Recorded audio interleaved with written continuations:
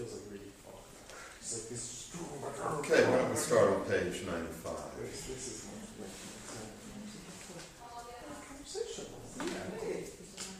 Okay, 135? 95.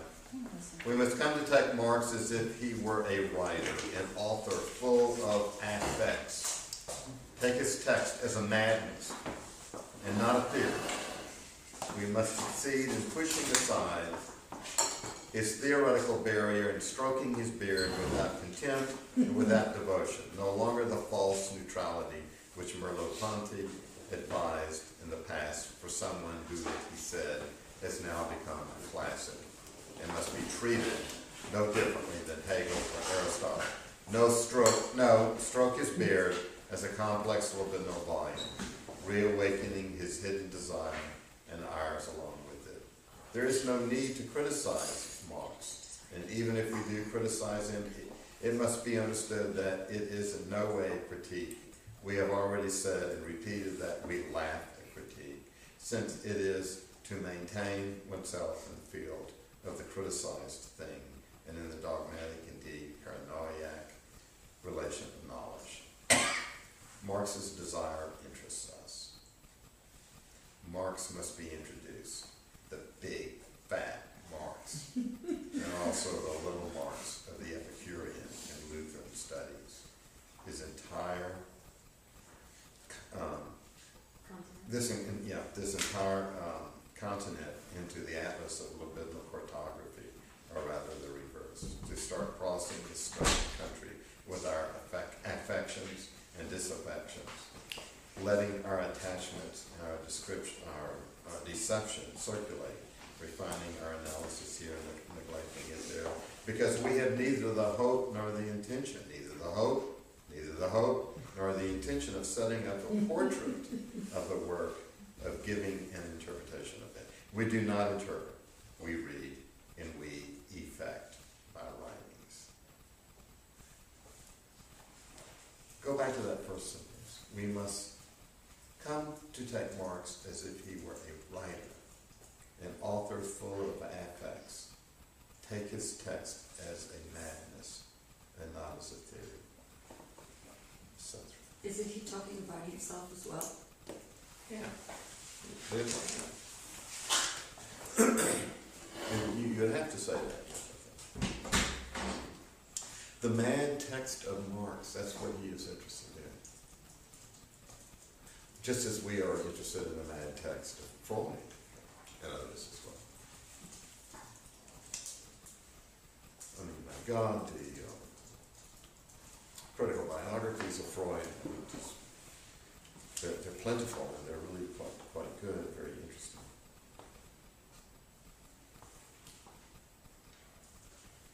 So we're going to read to effect the event of writing. We're not going to interpret. Okay. We're reading the text to effect the event of writing, or to write the event. And what is the event? The arriving. There are several in this, as Lyotard shapes them up, one after the other. Page 96, 3 from the bottom. We no longer up top. We no longer want to correct Marx, to reread him, or to read him in the sense that the little Althusserians would like to read Capital, to interpret it according to its truth. We have no plan to be true, to give the truth of Marx. We wonder what there is of the libido in Marx. And in Marx means in his text, or in his interpretations, mainly in practices. We will rather treat him as a work of art.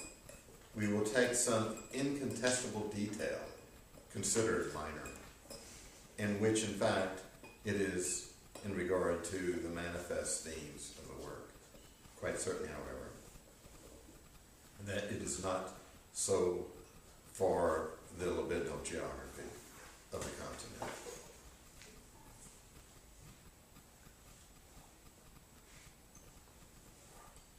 Last paragraph. But the libidinal truth of our preamble lies elsewhere.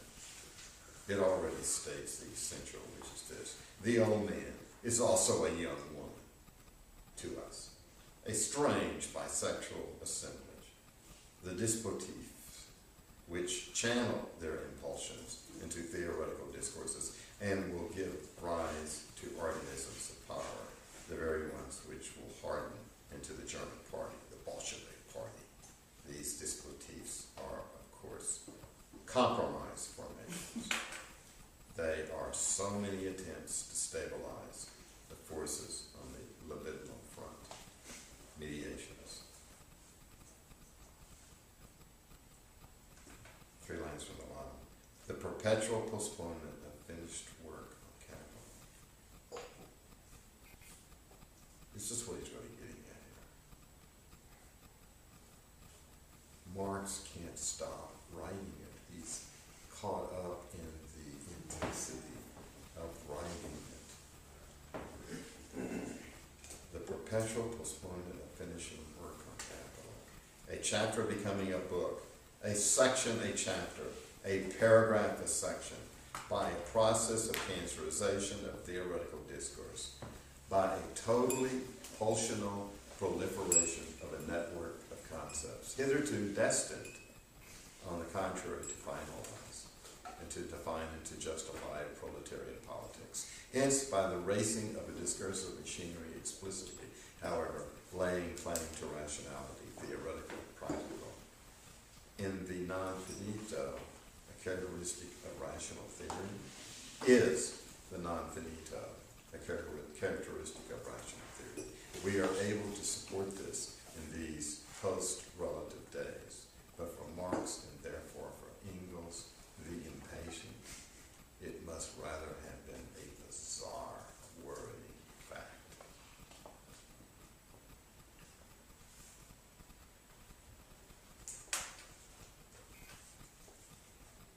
We say that this postponement, which results in the economy never being completed, and in the calculations of capital, Book 3 being false, already demonstrates a whole disputi, a libidinal monster with the huge fat head of a man, full of warriors' thoughts and petty quarrels, and with the soft body of young amorous Renee, a monster which never achieves the realization of its unity because of this very incapacity. And it is this failure which is marked in the interminable theoretical suspense. What we have here is not exactly the centaur, the master of politicians, as Chiron was the master of Achilles. Rather, it would be the Hermaphrodite, another monster in which femininity and masculinity are indiscernibly exchanged, thereby thwarting the reassurance of sexual difference. But it is exactly that which is in question in the economy. And we maintain, dear comrades, the following thesis. Here it is. The little girl Marx, offended by the perversity of the polymorphous body of capital, requires a great love. The great prosecutor, Karl Marx, assigned the task of the prosecution of the perverse in the invention of a suitable lover, the proletariat, sets himself to study the file of the accused capitalist.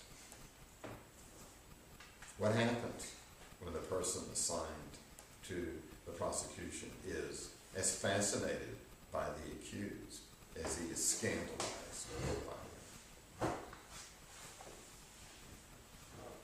It comes about that the prosecutor sets himself to finding 100,000 good reasons to prolong the study of the file, that the inquiry becomes meticulous, always more meticulous, that the lawyers submerged in the British Museum in the microscopic analysis of the aberrations of capital is no longer able to detach himself from it, that the organic unity that the swarming of perverse fluxes that is supposed to have to produce dialectically never stops moving away, escaping him, being put off, and that the submission of petitions is kept waiting interminably. What was happening then throughout the thousands of manuscript pages? The unification of Marx's body, which requires that the polymorphous perversity of capital be put to death for the benefit of the fulfillment of the desire for genital love, is not possible. The prosecutor is unable to deduce the birth of a new and beautiful inorganic body, similar to that of pre-capitalist forms, which would be child socialism, from the pornography of capitalism. If there is a body of capital, this body is sterile. It engenders nothing. It exceeds the capacity of theoretical discourse as unification. That's a lot of powerful stuff there. Imagistically. What does it say to you?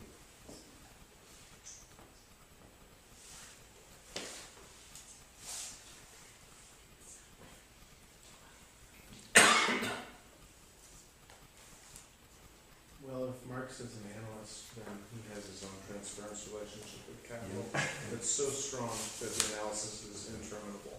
Yeah, yeah. Mark, good. Yeah, thanks. Very succinct.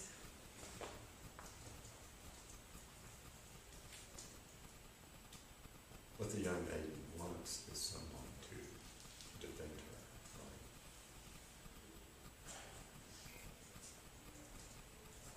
But gathering the information is too exciting. Look, in a real sense, I understand what's going on here, because when I start writing a book or something like that, and I've heard other people say the same thing, I cannot stop reading and gathering more material and more material and more material. So I would have like 5 times the number of citations that most people have. So I understand you're caught up in this. Okay. And it becomes a mad text. Like this is all the way through, you don't know what's going to happen in the next sentence. How can he write this? I mean, it surprises me that Lyotard could write this book. Or anybody could write a book like this. Yes. I have a question about that, actually. What do you make of the distinction between that and the footnotes, which are just, by and large, classical academic footnotes? Citations, small remarks, here's an mild, mini expositions of a concept every now and then. But they're really they're classic academic footnotes in a way that's, to me, there's almost a complete disjuncture. Not perfect, but almost, between the footnotes and this book that's, from my perspective, unwritable.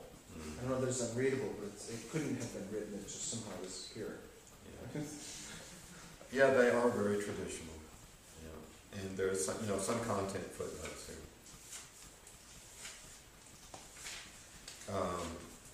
I've had people tell me that when they pick up anything I've read, they read the endnotes first. That I've written, they do. These are my fantasies about writing. Okay, so I'm sort of in tune with Rhetoric.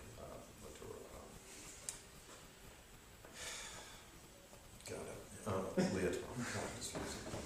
Need some more drugs.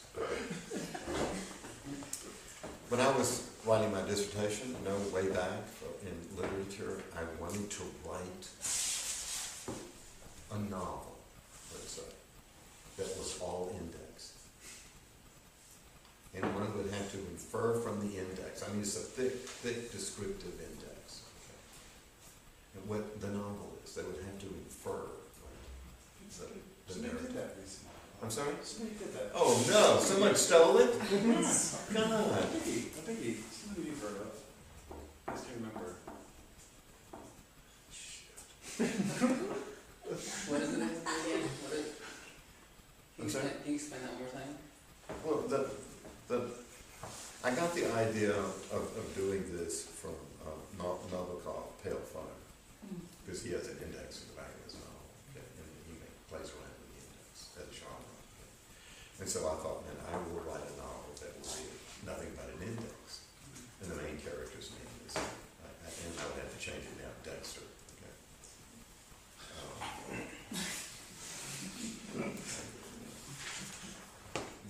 Unless I can do something with, You can open up new markets that you can. and also one that would have not only the index, but would be endnotes to a book that's not there. It's a real challenge doing something like that.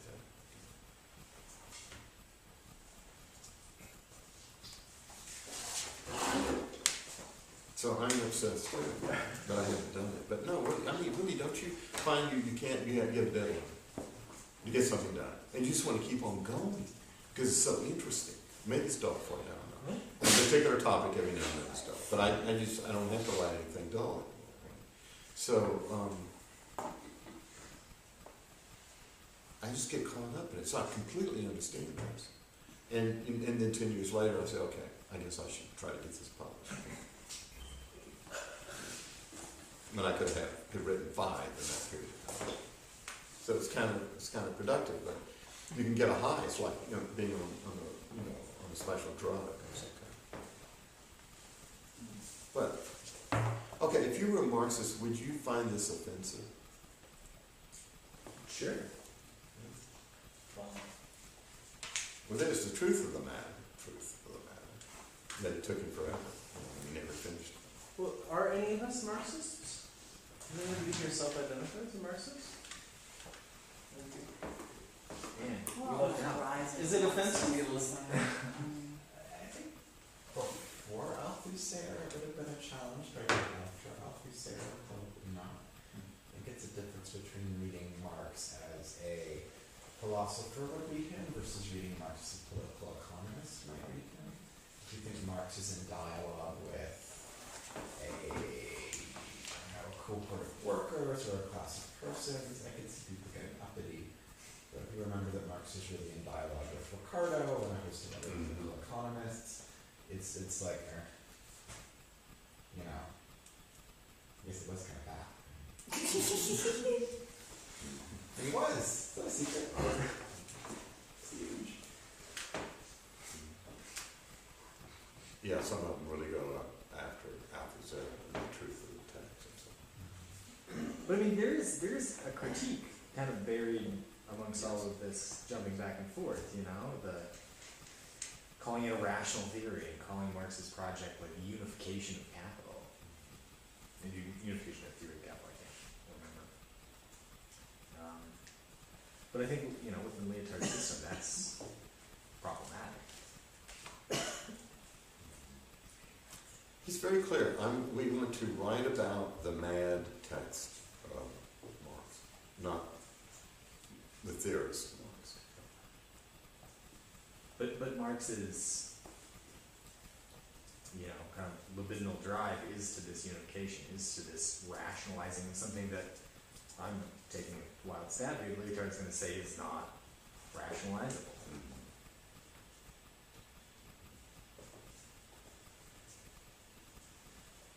That he's depicted as a hermaphrodite. It's sort of funny, isn't it? Isn't it funny? It's hilarious.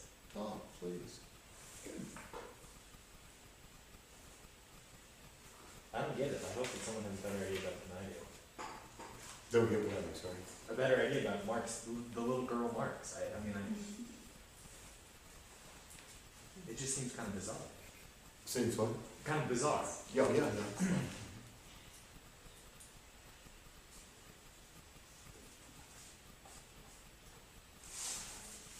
Wait, what does it say? It seems to be that the little girl Marx is the one who is emotionally attached to the proletariat, or can I say that? See the pathos of the struggle. Am I reading that backwards? No.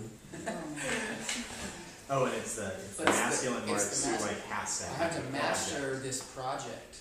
And so much he gets obsessed with it. So he's infantilizing Marx and switching the gender so we can imagine this like little weepy, delicate Marx in these. So. It's not ringing out anyway. I don't know. Yeah, no, I mean it's there. Problematic as fuck, but it's there. There is also here, this is easy to misunderstand, in the description of Marx, he displays a resistance to theory. What does theory mean here? It means like the complete thing, okay, the whole solid, every aspect of the problem examined. And theory also means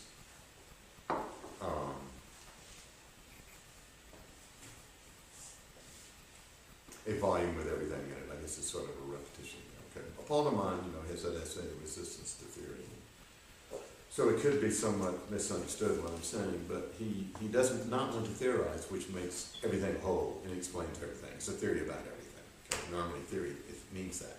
Or for some people it means lots of abstractions, or it's not considered practical, even though it gives us the practical and so on.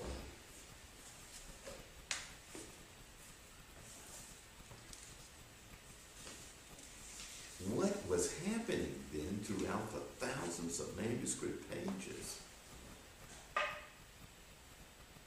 The unification of Marx's body, which requires that the polymorphous perversity of capital be put to death for the benefit of the fulfillment of the desire for genital love, is not possible. The prosecutor is unable, etc. Oh my gosh.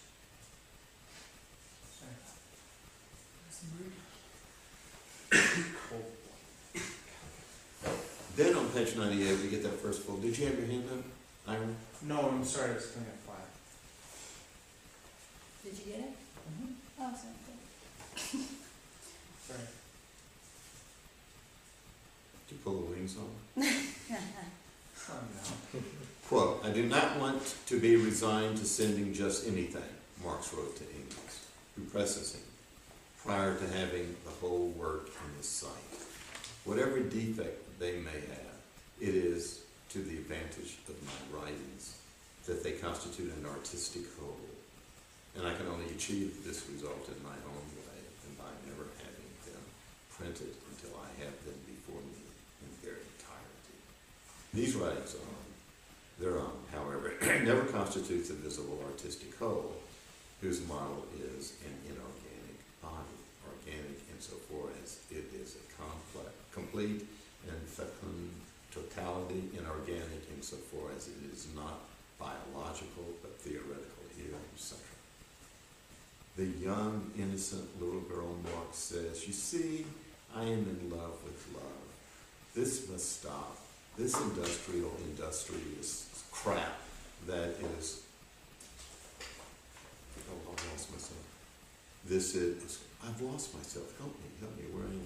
This is what makes me anxious. Oh, yeah, chatter. You see, I am in love with love. This must stop, this industrious crap. This is what makes me anxious. I want the return to the inorganic body, and it has been taken over by the great bearded scholar so that he may establish the thesis that it cannot stop, and so that he may testify as the counsel to the poor, amongst which is the little girl Marx, to his revolutionary conclusions, so that he may perform the obstetrics of capital, and so that he may give to her this total body he requires, this child, at least this child of words, which would be the anticipated double, the younger child born first, of the child of flesh, of the proletariat, of socialism. But alas, he does not give her this child. She will never have this artistic hope, etc. It's kind of a lot of pathos here, right? Hmm?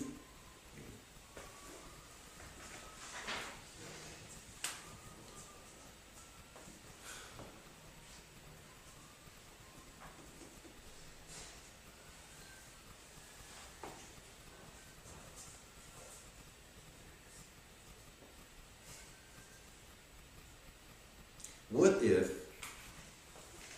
100, what would prolong the research interminably were not, as psychoanalytic or Nietzschean crassness wouldn't fail to say, Karl Marx's masochist desire or bad conscience, but the vertigo of a terrible discovery, always hidden, that there is no one to keep the accounts of suffering in Joe Assange, and that this too is the domination of modern capitalism.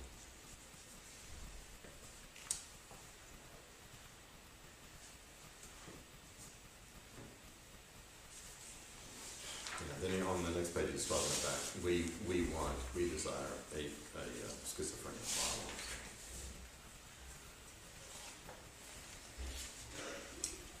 Then, yes, go ahead, please. I just have a question. I was thinking about that little girl Marx again, and I'm curious why you think it's problematic as hell. I'm just curious, but because that she wants to return to the inorganic body, I thought that was that a call to the losing bacteria, the body without organs?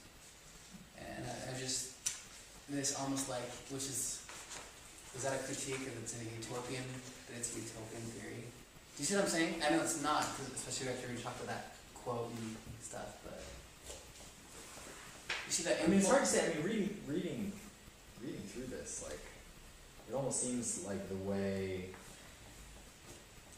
the losing Tard's ideas get distilled between Anti-Oedipus and 1,000 Plateaus has so much to do with this in a certain way. But am I right in remembering this came out 2 years after Anti-Oedipus? right, And then, so like 8 years before 1,000 Plateaus. But I mean, there's definitely something. I mean, because becoming woman. I mean, like, as yeah. you know, You see, I'm seeing all those connections too, and I didn't know if that's what. Well, what is the inorganic body? Taken out of this context, what would you call the inorganic body? The dead body, right? right. The corpse. Days and years later when nothing's happened. You know, nails continue to grow for a long time. Which would get us back beyond the pleasure principle. Where Freud makes the point, or makes this weird sort of pseudo-evolutionary biological case for the idea that life is tending toward inorganicity. Hermeneutics, you know, the pleasure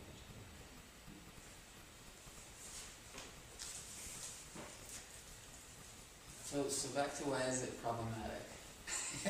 I guess to me, I can see my, I don't know if I think of them as libidinal or whatever, but like contradicting motives in any of us. Like somebody might actually come to fame, for example, doing something that's supposed to free people, but with that freedom, that fame would go as well. And or this notion that as soon as this theory is done, that would satisfy the little girl. The impulse that's going to I'm really here for the proletariat. That's what my real goal is. Or is my real goal to write this complete theory? Or do they both go at the same time? They're both fighting each other. Yeah, I mean, I don't think it's conceptually problematic to split these two impulses. I mean, maybe it's more the than use that. of gender throughout this book is like. Sure. Oh, that's what you're talking about. Okay. Yeah. That makes sense to me. I mean, not that I think he really is saying it, because he, I should use that. But. I get what you're saying. Like It's a weird the general, style thing. The general thing. Yeah. Yeah. Okay. On page 102,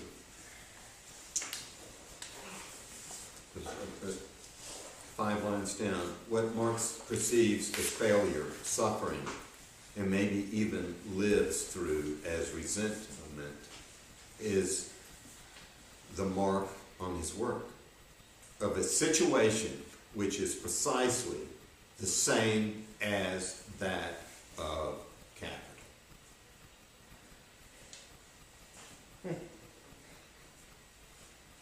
He's trying to critique capital and make suggestions about how, based on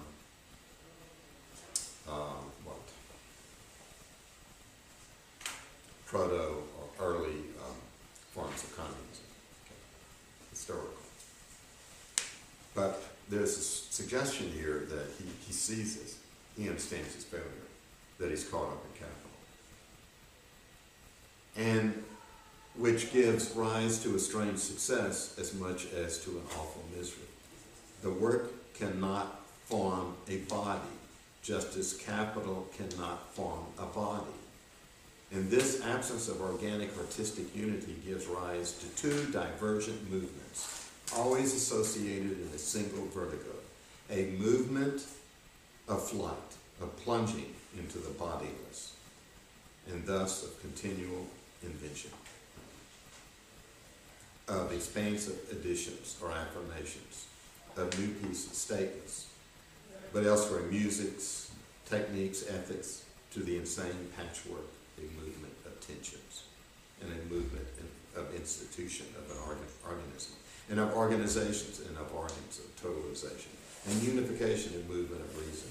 Both kinds of movements are there, effects as forces in the non-finito of the work, just as in that of capitalism.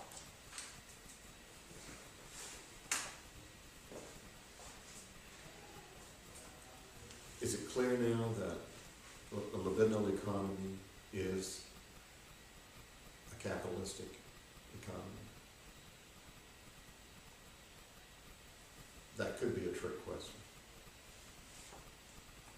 But it's a question I would like for you to think about.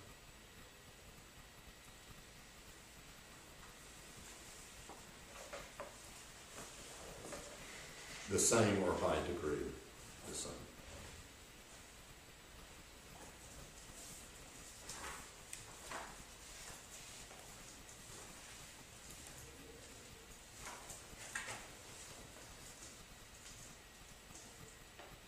The whole section on capital in here. We don't have time for that. I do want to get to the economy of this writing. Why do I want to get to that? Because he's been talking about the economy of writing that Marx does. Okay. So he's going to have to check his own writing, okay? The economy of his own writing.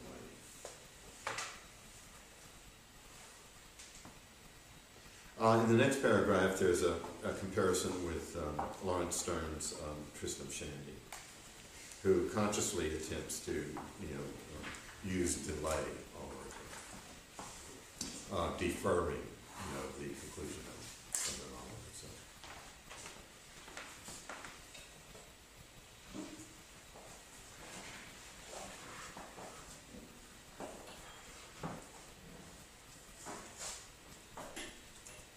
Wait until I have finished. 103. This void is that of the mediator alienating the subject, Marx, Stern, and the object, the book, to speak in Marx's language. It is that of inhibition, which leads desire from its primary object towards the means of its realization. It is that of capital, which loves production rather than the product. In other words, it loves the process, constant process. And for which the product is only the means of producing. It is that of the Communist Party, which loves not the revolution, but the means by which they are able to make it happen, which in their hands is only a pretext to the machinery for capitalizing the desire for revolution. Therefore, this void is that in which the mechanisms of power are constructed. But it is also the supple viscosity of capitalism as fragments arrive, as connected, disconnected singularities, as amnesia, decentered and anarchic, as Harlequin aid, as metamorphoses without inspection, as the undoing of totalities. Why does he keep mentioning the Harlequin? Do you know the discussion about the Harlequin? The person who has, I think, the best discussion of the Harlequin is, again, Serres, S-E-R-R-E-S. It's in the Troubadour book. And he goes on for pages. Do you know the story of the Harlequin? He is in front of an audience and he takes his clothes off. But there's still a layer of clothes. And he takes Harlequin, yes. Harlequin. What did I say? No, we just Oh, didn't understand, yeah, but, yeah. And he takes it off again and again, and finally, let's say, okay, that we get to his skin, but it's like all tattooed as clothes. But that's, remember I said, let's say, okay, because we don't know. It's an infinite delay of, taking clothes off, instead of just taking them off and having them off. That would be one reason for including it. There is no subversive region. Let's repeat it over and again. We are not going to do a critique of Marx. Does he protest too much?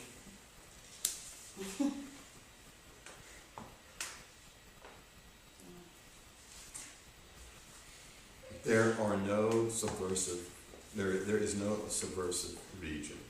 Page 106, bottom of the first full paragraph. We say, this is Baudrillard, there are no primitive societies upon which we could base communism. I mean, look, you know that Jean-Luc Nancy and the others are always talking about a kind of communism, okay? Literary communism, various other adjectives are placed before the word in search of it, okay? All in the name of community, but this is a community without a community. In other words, in the beginning of the inoperative community, Jean-Luc makes it very clear that he has to separate himself from Lyotard. Have I said this before?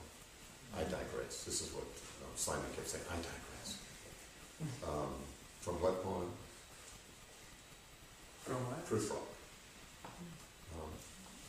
From what poem I said? I'm sorry? Sorry, I was just repeating what you said. Didn't hear. Okay. We want to make sure everyone hears it. That Bataille was a problem because he placed a lot of emphasis on the subject, let's say. And there is that famous sentence in Jean-Luc's work that the thinking of the subject thwarts the thinking of community. So when we're talking about X without X, that particular formula which they use, it's a community, but it's not a community. It's without a community. Because they don't have a third word. Okay. A person, a community, okay. A subject, a community, and then the third, they don't have a word for it. Okay. And even the translations are wild. Okay. Or the disavowed community, or the coming community, all those phrases. Because they do not have a word for it. That's why you get all of these strange phrases, non-positive, affirmative.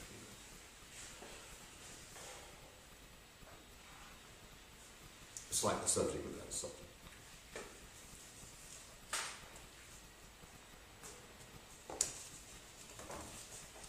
So yeah, a communism and community are obviously in communion and so on. A commune and so on are all linked together. How do people live together? How is that possible? And under what terms? And under what constitution? Which has to be a constitution without constitution. Stasis word cannot work. Like subjective is a stasis word.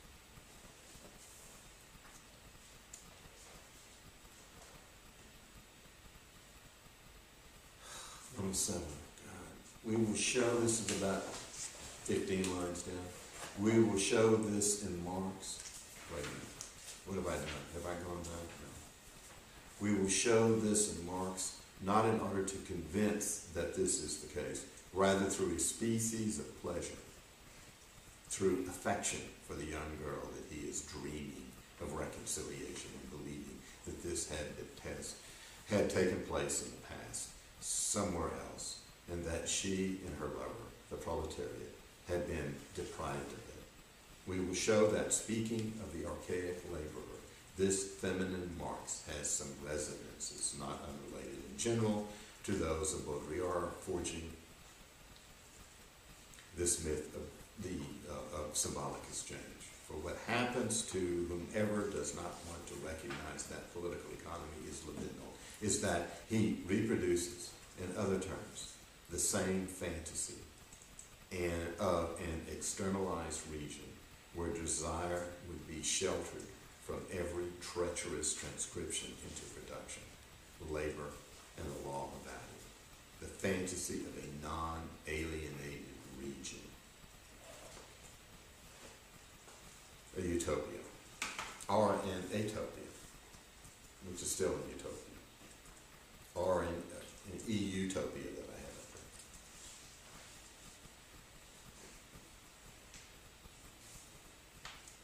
You know, Zizek is not any kinder to Marx either, from the very first book on.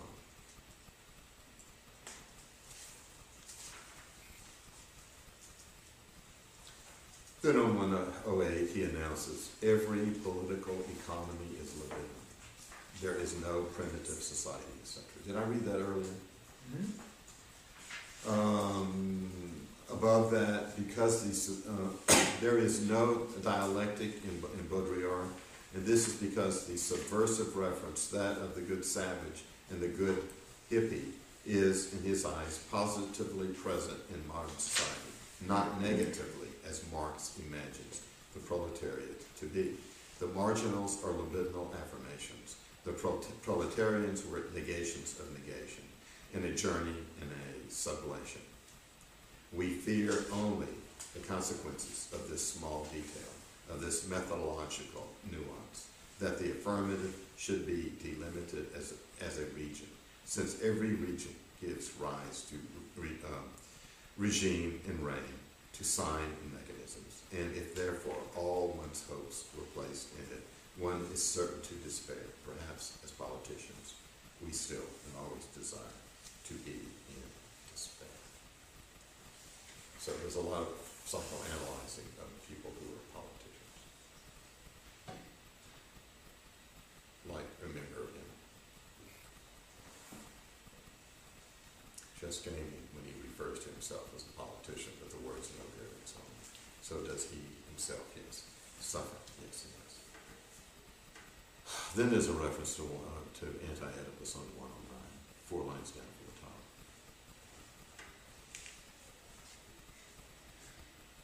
The question is, previously, if there is no primitive society, where do we go to get some sense of a proper economy?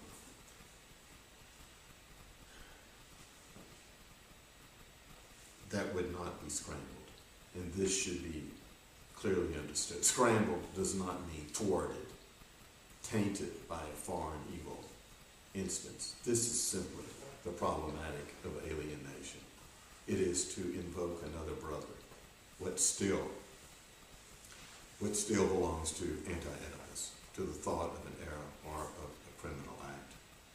Scrambled means that the economy of desire cannot be attributed just like ambivalence, not only because it is eros and the death drive, but because the effects of each instance are indescribable.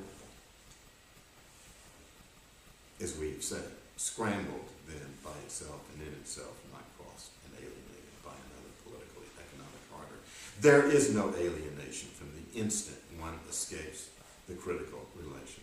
There is as much libidinal intensity in capitalist exchange as in the alleged symbolic exchange. All of this is talking about Baudrillard's book on death and symbolic exchange and so on. And this is the second thing to be said in a more provocative or affirmative way concerning our gloss of there is no primitive society.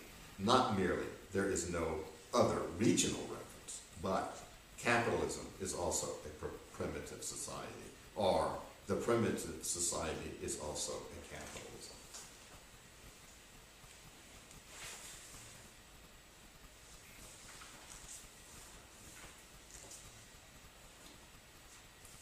His biggest heresy is on page 112.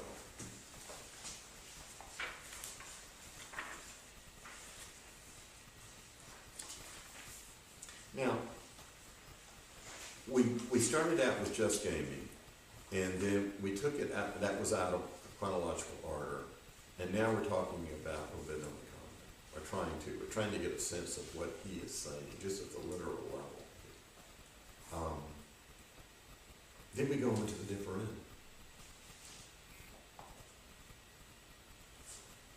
So if we were to put those in chronological order, you would have just gaming in the middle. And it would be less of a problem. Because after this, how can we go to the different end? Which goes back to paganism. Well, if there isn't a primitive society, do you go back to the Greeks and the polygods?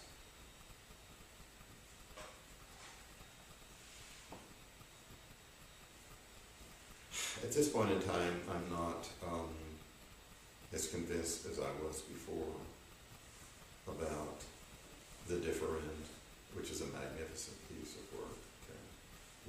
Why do I say that? Because in bearing witness to new idioms, he says the job of a philosopher is to search out and find differends.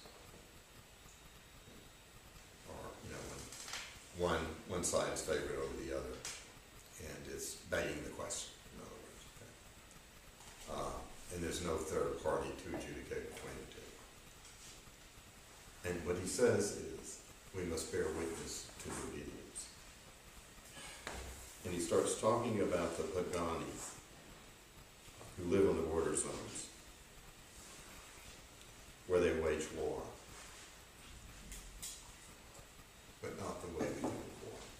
And he gives a list of names, and they are all avant-garde artists, historically, 19th century, 20th century. So basically what he's saying in that book is, which is what we're going to do next time, whatever that is,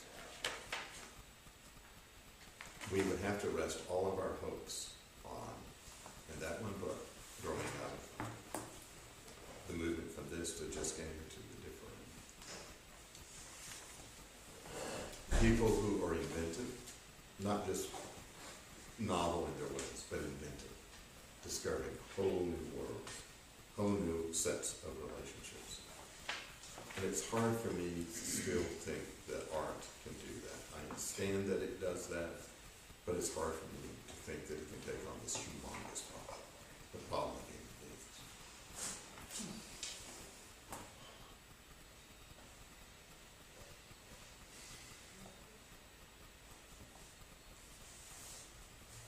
So, do you place that much hope in art?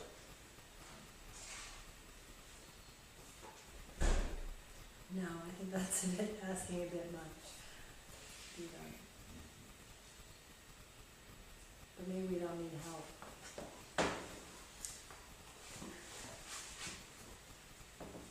Well, we do need help. But I mean, we're Of what inventing kind? things despite ourselves. I don't know. The artists are anymore.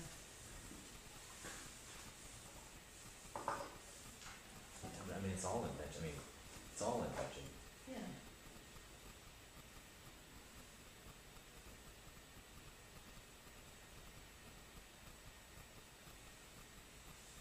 So how could art create a new economy, one that would, it's easy to say, I mean, I say no also. It's kind of a good question.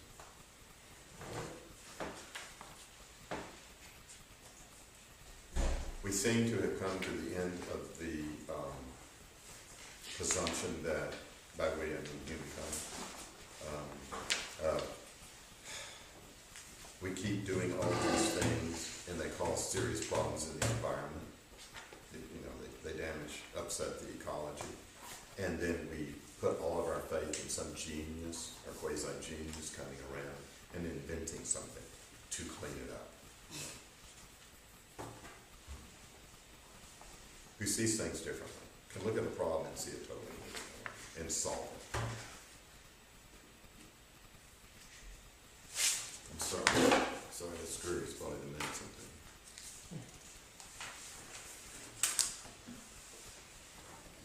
Oh, some more. Every political economy is libidinal, continued. Out the heresy. No, the heresy on Oh, God, where's the heresy? Oh, yes. Really gets sick. Okay, page 112. How can we continue to speak of alienation when it is clear that for everybody in the experiences he has, and that more often than not, he cannot properly have, since these experiences are allegedly shameful, and especially since instead of having them, he is these experiences of even the most stupid capitalist laborer. Okay, let's go back to that. How can we continue to speak of alienation when it is clear that for everybody, blah, blah, blah, that he can find jouissance and a strange, perverse intensity? What do we know about it? God, I'm sorry, I can't make this make sense. Forgive me. Someone read it, please. How can we continue?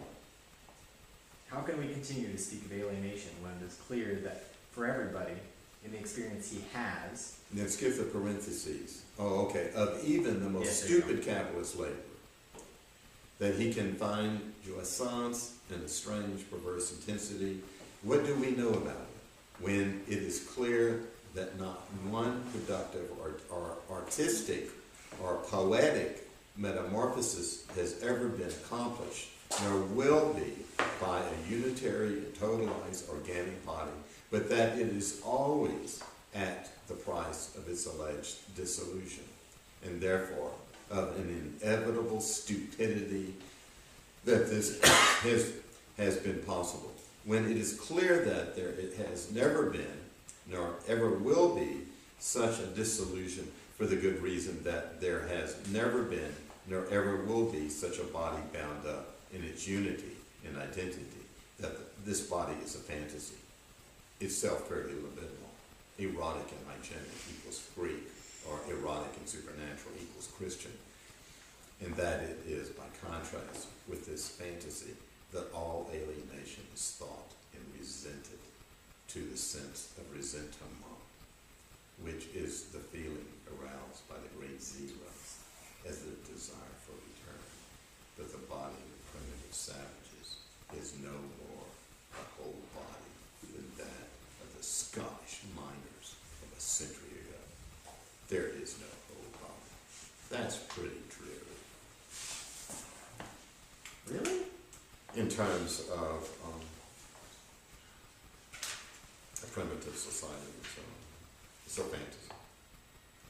Yeah, but I mean, that just problematizes the way we look at how our own society is construed, right? I mean, there's still lots of room there for, you know, having these like little partial bodies, these, you know, little, you know, libidinal forces just kind of at play. It doesn't mean there's no, make me feel good, okay. and maybe that doesn't mean there's not, you know, pain there, but it does mean that we have to, you know, give up this Marxist fallacy of seeing capital acting on the great unified body of the proletariat, or, you know, seeing art as the salvation of the great unified body of Western civilization or the world. But then maybe in these, you know, tiny little actions, these happenings, encounters, really, I mean, to say actions, I think puts too much will in it. There is something, you know, by getting rid of all of the things he's attempting not to critique, but need to be critiqued. We can kind of realize that, because I think the hang up, like the real shitter is like all this framework, or like all the reason and all the logic we put on top of it, right? I mean, it's not the libidinal stuff, right? Because that's what we do all the time, and it just gets caught up in this other thing, which is a natural impulse, a libidinal impulse. So we need some of it, but maybe like all the reification of it, like all the like reading the theory of Marx, you know, reading the philosophy of Aristotle as the canon will tell it to us, is problematic.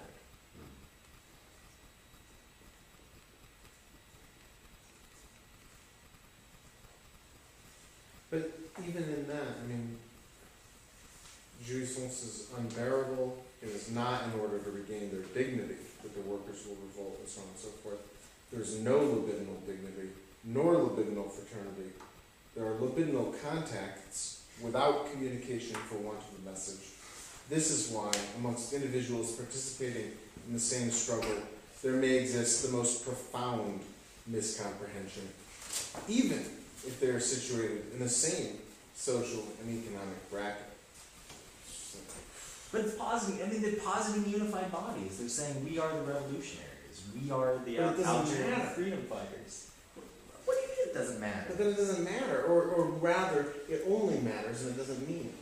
Yes. Which is, I'm enough of a, But we're going to chase the meaning, and we're going to chase the meaning. But if we chase these little meanings, that's existence.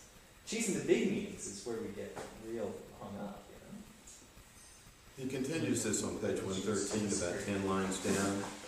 There is no libidinal dignity, nor libidinal fraternity. There are libidinal contacts without communication for want of a message. This is why amongst individuals participating in the same struggle, there may exist the most profound miscomprehension, even if they are situated in the same social and economic bracket.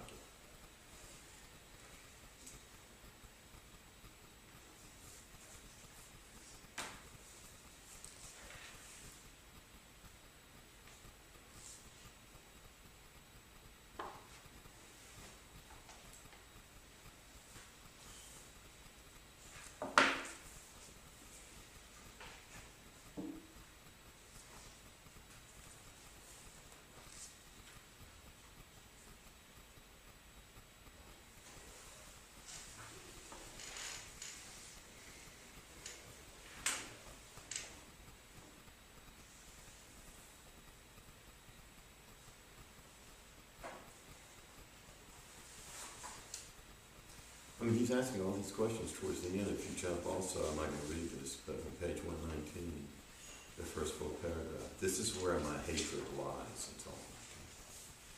He's just piling it up here, as if there's, halfway through the book. And we can argue he's doing a disloyal, or arguing, not arguing for, but presenting for it. Okay. What it variously means. And then he's arguing, but not arguing. But he is arguing, against it.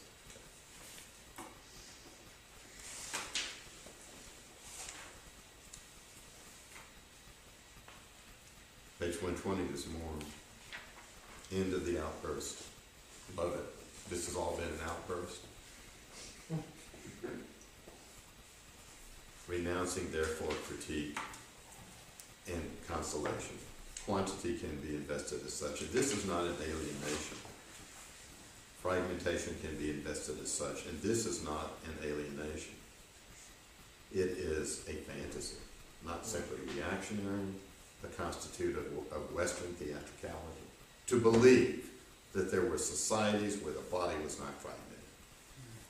There is no organic body for libidinal economy, and no more is there a libidinal body.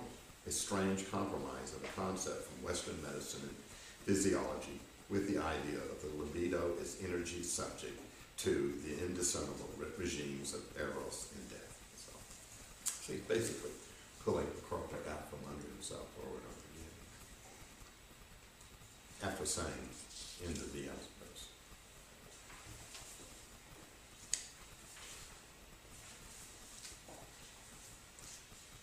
After he does this to Marx's thinking.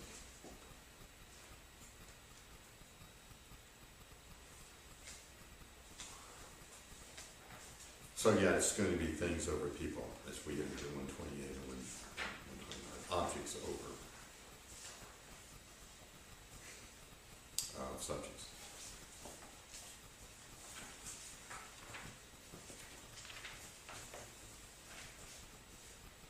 And then, oh my God, page 135.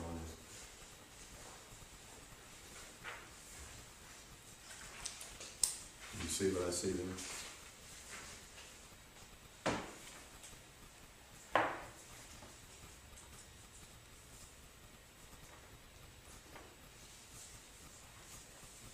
Eduarda, Libidinal's novel. Eduarda and Little Girl Marx, who's putting them together.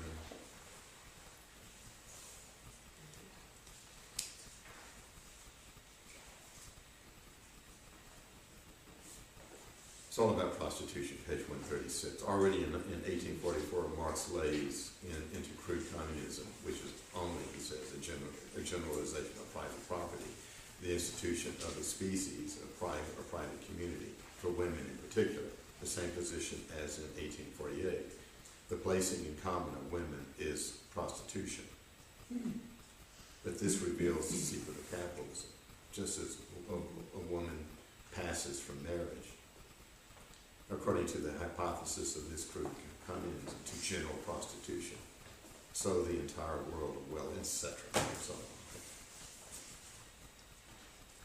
He's really thinking through this. I mean, and he's, what makes him a very special writer and thinker is he says it. He puts it there. And that's what gets him into a lot of trouble. Anybody else would have said, well, those are interesting thoughts, but I have to edit them out. I'll save them just in case, and edit them out for the book. What am I saying? You're faced with an issue, and you think about it, walking around it, you look at it pro, con, indifferent, passionately, whatever. And you come up with all of these possible answers. Okay? And some new questions and so on. And so you're in a state of inventing.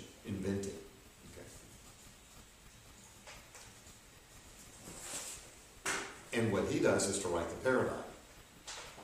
All the conjugations, all of this, he works them in. Instead of saying, now which one is really going to speak to the issue and is not going to have a bad side? How honest can an author be? These are the thoughts that I thought. And these are where they go, where I don't want to go.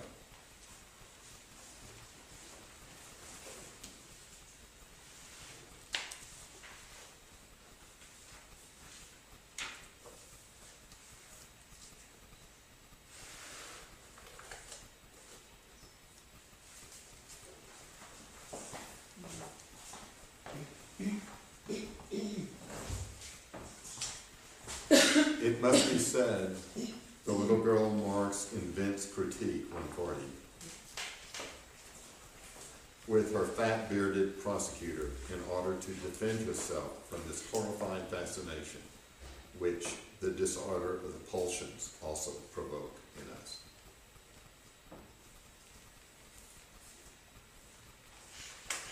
And then back to Madame Eduarda is not only a prostitute in this sense of ardor, which authorizes a semiotics and a sociology of prostitution. She is also a mad woman. Where does her madness stem from? From excessively enjoying her profession. Oh my God. Page 43, I'm not going to read that out loud, it's right in full force.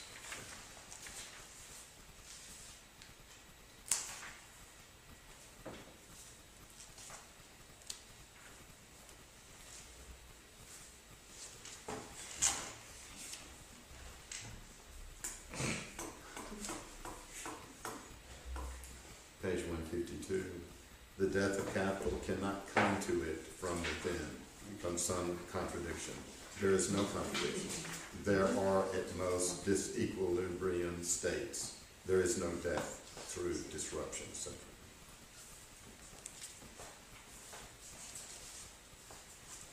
Then we get into the whole Nicomachean erotics, which we're not going to take a look at. You look at it and see how he rewrites, the ethics. Aristotle's ethics. It's pretty powerful stuff in here. Talking about isonoma, homosexual sex, and so on. Gets into all of that.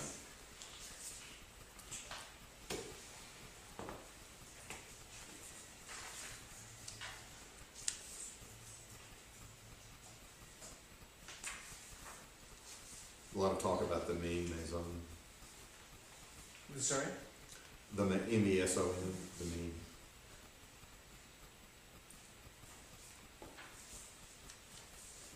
The long discussion on the mouth, page 164. Goes into 65, 165.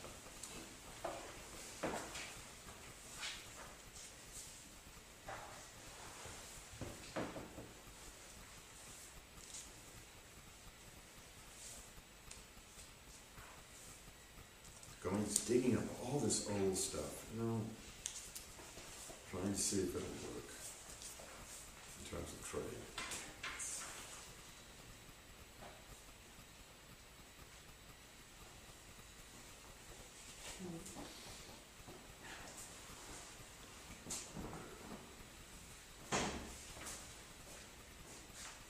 And then the economy of this writing, page 241. Let's take a few looks at this and then let's go ahead and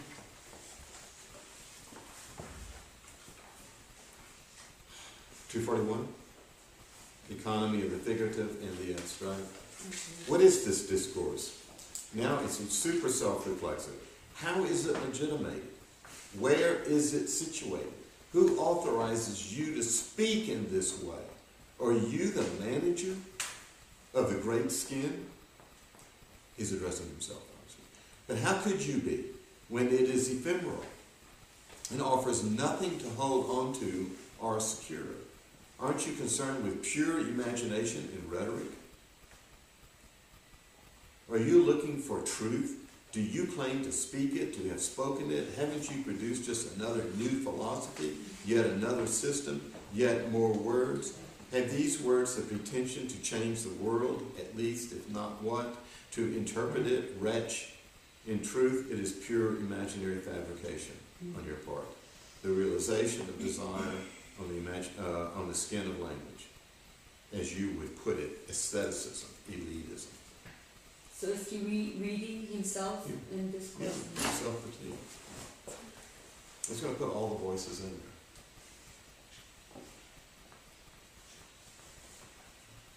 there. Reply with questions. Tell them in your theoretical discourse, what is it?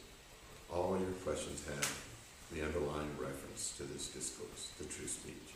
We will not let ourselves be intimidated by this reference. You know nothing of this truth and will never know anything of it. We know that it is the weapon of paranoia and power, the grip of unity, totality, the space of words, the return and the terror. So let's struggle against the white terror of truth by means of and for the red cruelty of singularities. So the white terror is truth. The red cruelty is associated with becoming singularities. And we will answer you carefully, not because of some concern to understand your questions faster, but because that will allow us to place this white terror, especially when it presents itself as of the left, the most repugnant thing on our ephemeral skin, and at the same time to displace, to spread out our own force on this monoface band. Oh women, oh young men, oh aging friends, basking in the full bloom of youth, the unkind, the vehement, the barbarous, the superb, oh homos, oh dependents, oh Arabs, oh flood. Help us now to endure this last constant assault coming from detestable truth and intelligence. Make us more intelligent than it. Give us the stupidity that it has not, and spare us that which it has. Take us by the arms, undo your flies, get erect, carry us off to meet the Medusa. We will laugh in her face, spread out the red, the blue. Let's open out the blue bistra stalk of the neck, springing from the snow-white blouse. Spread out the crimson velvet vaginal cavity. Opera satin, little hard lips. Cerise taffeta, large crumpled lips. Violet blue glands, raw linen. Concertina foreskin. Impenetrable stretches of silver gold chalk. Hold all of this under the Medusa's nose. This is how she will be answered. Medusa immobilizes, and this is Joas Sons. Theory is a Joas Sons of mobilization, etc.